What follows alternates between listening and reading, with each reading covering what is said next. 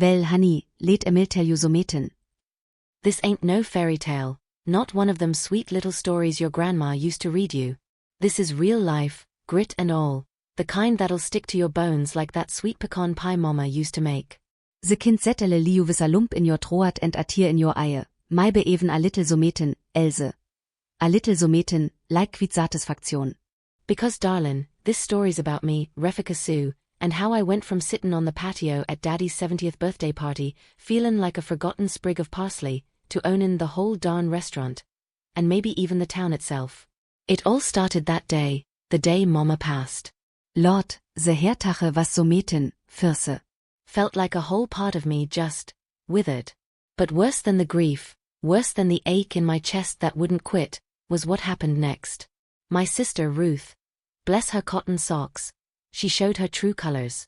And let me tell you, darlin', they weren't the pretty kind. They were the kind that'll make your blood run cold, the kind that'll leave you questionin' everything you thought you knew about family, about loyalty, about just about everything. See, Daddy's birthday party. It was fancy, the kind where you felt like you'd stepped into a movie, all glitz and glamour. But me? I was relegated to the patio.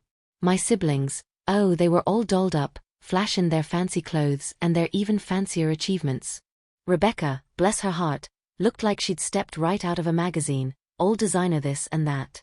Michael, he was struttin' around like a peacock, boastful as all get out about his real estate deals, always talkin' about how he was buildin' a legacy. And there I was, in my simple black dress, feelin' as out of place as a tumbleweed in a rose garden. They called my career choices modest. Modest, honey. They had no idea. They had no clue about the tech empire I was buildin', brick by brick, code by code, all while they were busy showin' off their little trinkets. They didn't see the late nights, the endless hours spent hunched over my computer, the sacrifices I made. They didn't see the emails, the phone calls, the deals that kept me up at night. They didn't see the pressure, the weight of billions of dollars resting on my shoulders. No, they were too busy celebrating their own minuscule successes, toasting each other with champagne, oblivious to the silent storm brewing just outside their fancy dining room. It was like I was invisible, a ghost at my own family's celebration. They'd always been this way, always underestimating me, always pushing me to the side, as if I was too much of a quiet force to be taken seriously. Their words, their actions, they cut deeper than any knife. They were the silent whispers that ate away at my self-worth. But oh darlin', there was a fire in me, a slow burnin' ember that they never even saw. While they were busy countin' their pennies, I was buildin' an empire. While they were preoccupied with their little victories, I was orchestrating a quiet revolution. And when that helicopter landed on the country club lawn, well, let's just say the air got a whole lot thinner, a whole lot colder for my family. The looks on their faces. Priceless, darlin', absolutely priceless. That moment, the realization dawning on their faces, that was sweeter than any victory, any success they'd ever achieved. It was the culmination of years of quiet strength, of unwavering determination, a testament to the power of perseverance in the face of adversity. It was the moment I took my rightful place, not on the patio, but at the head of the table. And that's just the beginning, honey. Because this ain't just a story about a successful woman, it's a story about redemption, about forgiveness, about finding your strength in the face of betrayal. It's about a woman who was underestimated, overlooked, and ultimately, underestimated again.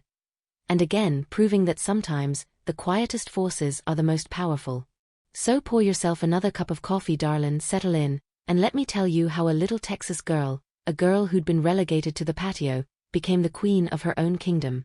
This, my dear, is only the beginning. Well, bless your heart, y'all. Let me tell you a story. A story about family, about betrayal, and about how sometimes, the quietest folks get the last laugh. Now, I never thought I'd be sharing this, not out loud anyway. But Mama's passing. Well, it changed everything. It peeled back the layers, honey, and showed me the true colors of my own sister, Ruth. And Lord have mercy, I almost lost everything. It was Daddy's 70th birthday, a big to-do at the country club. Fancy folks, fancy clothes, fancy everything. My siblings, Rebecca and Michael, they were all dolled up like peacocks showing off their feathers. Rebecca, all Versace and Sass, Michael, looking like $1,000,000 in his Tom Ford suite. Me? I wore a simple black dress. Nice enough, but nothing compared to their flashy outfits. They thought I was just, well, plain. Modest, they called my career choices. See, they never understood. They never understood the quiet work I was doing, building my own little tech empire, brick by brick, line of code by line of code. While they were busy boasting about their small victories, I was quietly building something massive. Something they couldn't even comprehend. They put me on the patio, y'all. The main dining room was too busy for me, they said. Too much business talk. Michael even had the nerve to call it the patio for failures. Said I could at least watch the real success from out there. The nerve of that boy. He was raising a champagne glass, all smug and self-satisfied, while I had 3 missed calls from my executive team. An $8 billion acquisition was on the line, and they couldn't even see it. Mama fussed over me, bless her heart. She tried to make me feel better, talking about Rebecca's Vogue feature and Michael's new partnership. $20 million, she said, like that was something to write home about. I just nodded politely, my fingers itching to check my phone again. The contract was waiting on my private jet, ready to be signed. $8 billion. It would make their little successes look like, well, pocket change. Rebecca came out to the patio, all swishing and swirling in her designer dress. She had the gall to criticize my simple style, to tell me I needed to look successful. Fake it till you make it, she said. Funny, considering the truth of the matter. My phone buzzed again. The deal terms were even better than before. The CFO, urging me to get there. 15 minutes. 15 minutes until everything changed. I watched them through the glass, my family. Daddy holding court, all puffed up with pride as Michael rambled on about his real estate deals. That's how you build a legacy, he declared, raising his glass in a toast to their supposed success. The toast echoed through the dining room, none of them noticing that I didn't even lift my water glass in return. They never noticed much about me, not really. Not my degrees, not my investments, not the quiet empire I was building. Daddy called out to me, that familiar note of disappointment in his voice. Would I join them? Michael was about to share his vision for the family business. The family business, a struggling real estate firm that Michael was running into the ground while claiming unprecedented success. The same firm I'd quietly bought out months ago through a shell corporation. I'm fine here, Isaid, checking my watch again. The whirring of helicopter blades grey luder, closer. My black helicopter, my company's logo clearly visible. My family froze, their champagne glasses halfway to their lips. Their faces. Well, let's just say they were a picture.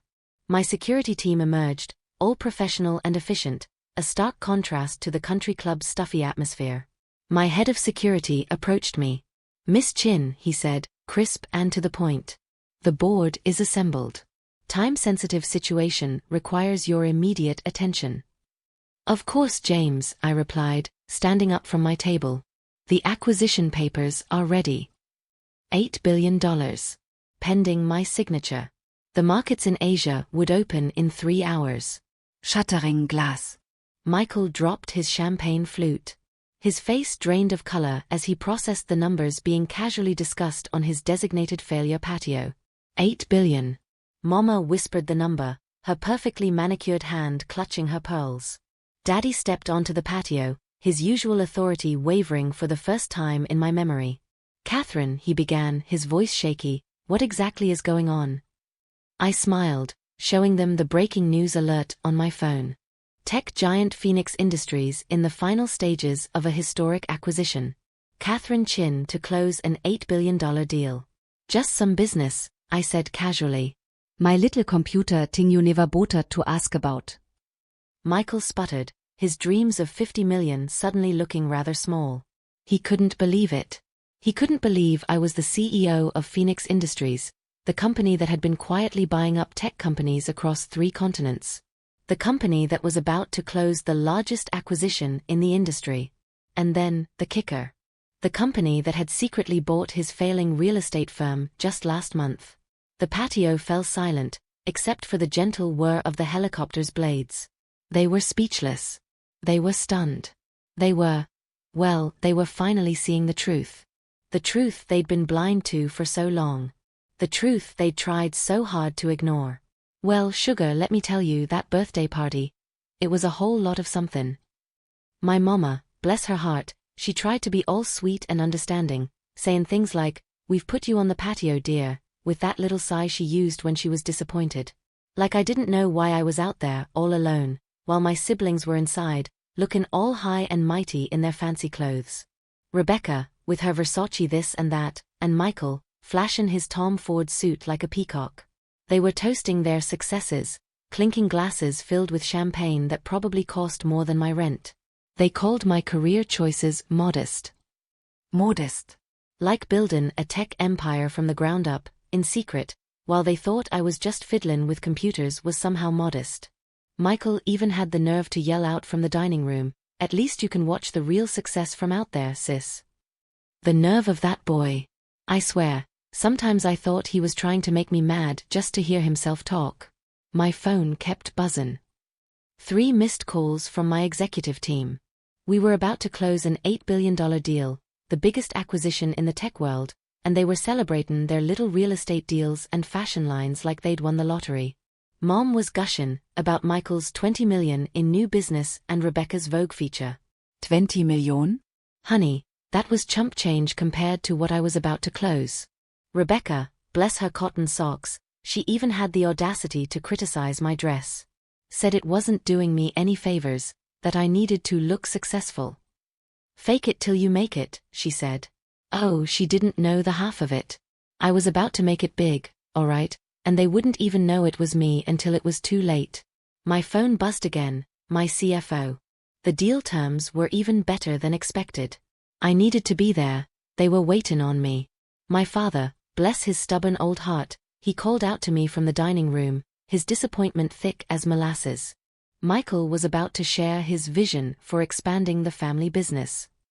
The family business, that floundering little real estate firm that Michael was practically running into the ground. The same firm I'd quietly bought out months ago, through a shell corporation, of course. They didn't have a clue. They were too busy admiring themselves in the mirror. 15 minutes, I thought, 15 minutes until everything changed. Then, I heard it, the whirring of helicopter blades. My private helicopter, the one with the Phoenix Industries logo, was coming in for a landing. I could see the shock on their faces through the glass doors. Champagne glasses frozen mid-air, jaws dropping. My security team stepped out, all business and seriousness, and my head of security approached me. "Miss Chin," he said, "the board is assembled." Time-sensitive Situation. "Of course, James," I replied, "the acquisition papers are ready." $80 billion was waiting on my signature. The market in Asia would open in 3 hours. Michael dropped his champagne flute. 80 billion. My mama whispered it like it was a curse. "Catherine," Daddy said, his voice shaky, "what's going on?" I showed them my phone, the breaking news alert. Tech giant Phoenix Industries closing an $8 billion deal. CEO, Käsränchen. "Just some business," I said casually, enjoying the look on their faces. My little computer thing you never bothered to ask about. Michael sputtert. "But you're not. You can't be the CEO of Phoenix Industries." I finished for him, the same Phoenix Industries that's been buying up tech companies across 3 continents. The one about to close the biggest acquisition in the history of the industry. The one that secretly bought your failing real estate firm last month. Silence fell over the patio, broken only by the gentle whir of the helicopter blades. My CFO arrived with the contracts. 2 helicopters? Rebecca whisperet. "Just paperwork," I said. "When you're closing an $8 billion deal, you need proper transportation." And then, I left them there, stunned and speechless, while I went to sign the deal that would make their little victories seem insignificant. The next few days were a blur of frantic phone calls and emails from my family, begging for forgiveness, trying to make amends. Michael wanted to discuss synergies. Rebecca wanted me to let her style me for my upcoming Forbes shoot.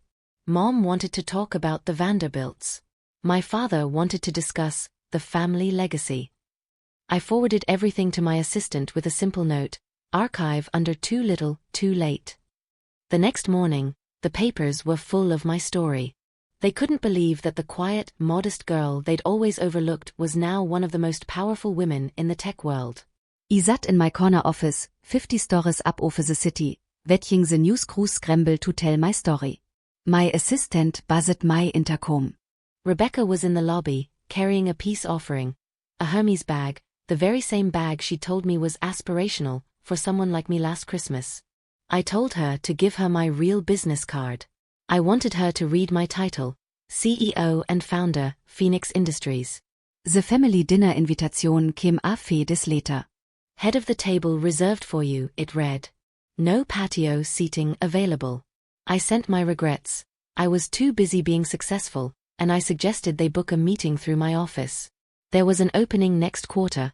On the patio, of course. Then, I called my real estate team. I made an offer on the country club.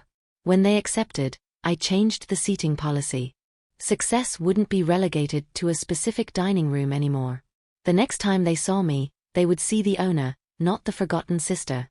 Sometimes, the best revenge isn't proving them wrong. It's letting them discover, slowly, just how right you were all along.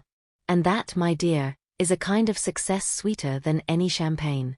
Well, sugar, that was a whirlwind, wasn't it? All that happened in just a few short years. From the patio to the penthouse, as they say. Funny how things work out, ain't it?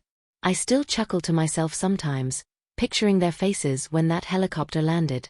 Champagne glasses flying, yachts dropping. It was a sight I wouldn't trade for anything. But you know, the best part wasn't the shock on their faces, or the headlines in the papers, or even the billions in my bank account. No ma'am, the real satisfaction came later, slow and quiet like a summer rain. It came in the little things.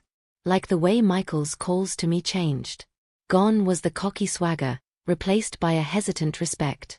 He still tried to charm his way into a partnership, bless his heart, but there was a new note of caution. He learned his lesson, all right. He learned that success isn't just about big talk and fancy suits. It's about the work you put in, the grit you show, the quiet determination that keeps you going even when everyone else is counting you out. Rebecca, Lord, have mercy. She still tries to give me fashion advice, but it comes with a much gentler tone now. A little less condescending, a little more genuine. She still tries to use her looks to get her way. Some things just don't change, you know what I mean? But she also started taking an interest in my business, not the superficial interest she showed back then, but a real attempt to understand how I built my empire. She even started attending some of my business meetings, and you know what? She's actually quite sharp. I reckon she may have finally gotten over the idea that success has to be loud and showy. It can be quiet, elegant, powerful, just like a well-tailored suit. And Mama and Daddy? Well, they've come around. Slowly but surely. They still fret over my well-being and my unconventional life, but it's coming from a place of pride, I believe. They see what I've achieved, not just the money, but the actual, tangible results of my hard work. They stopped seeing me as the failure on the patio. Now they're finally understanding. They see the empire, and they finally see me. It took them a while, but they started to understand my kind of success. The success that's not measured in dollars, but in peace of mind and self-respect. The kind you find in knowing you did it all on your own. Those family dinners are different now too. No more hushed whispers and sidelong glances. No more awkward silences. There's still some family drama, of course, but it's more like a cozy family spat than a full-blown war. They even started respecting my quiet successes. Mama started to understand that creating an empire is as much about quiet contemplation as it is about grand gestures. Even Rebecca's fashion advice is starting to make a little more sense. And I even get a little bit of respect from Michael. Now that's something I wouldn't have ever imagined when I was exiled to the patio. Sometimes I think back on that day, that birthday celebration, and I still get a little shiver down my spine. The way the whole family froze, the shock on their faces, the way the air itself seemed to crackle with anticipation. It was a turning point, not just for me, but for all of us. We all learned a lesson that day, although some learned it a little more painfully than others. And the country club? Oh honey, let me tell you, that was the cherry on top. Seeing their faces when they realized I owned the place, that I was the one who had the final say, priceless. They were so used to me being the outsider, the one who didn't fit in, the one they could easily dismiss. And then bam! I owned the whole place.